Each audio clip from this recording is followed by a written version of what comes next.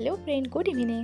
আৰু আজি মই বনাব লৈছোঁ ষ্টিং আৰু মেগী, মানে মেগী ষ্টিঙেৰে বনাম। এনেকুৱা এটা ভিডিঅ' দেখিছিলোঁ আৰু তাৰ বাবে আজি ভাবিলোঁ ট্ৰাই কৰিছোঁ। আৰু এইফালে ভণ্টিয়ে মাংস বনাইছে, পূৰা চেণ্ট ওলাইছে, বঢ়িয়া বনাব জানো দেই।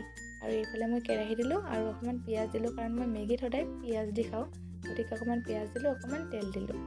তাৰপিছত মই চাওঁ বাৰু কেনেকুৱা ট্ৰাই কৰি কেনেকুৱা হয়। মানে ভিডিঅ'ত দেখিছিলোঁ ইমানেই কালাৰটো ধুনীয়া হৈছিলে, মেগীটো মানে ৰেড হৈছিলে।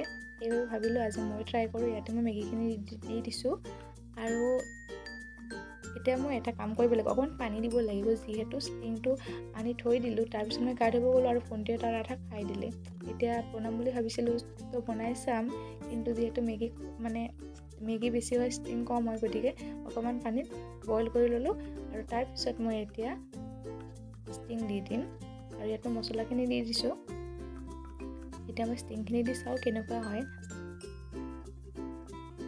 গোন্ধটো হয়তো ষ্টিঙৰ নিচিনা হ'ব, মানে তেনেকুৱা চেণ্ট ওলাইছে। আৰু ইয়াৰ পৰা ৰেডি হৈছে, উতলিছে, ৰেডি হৈছে।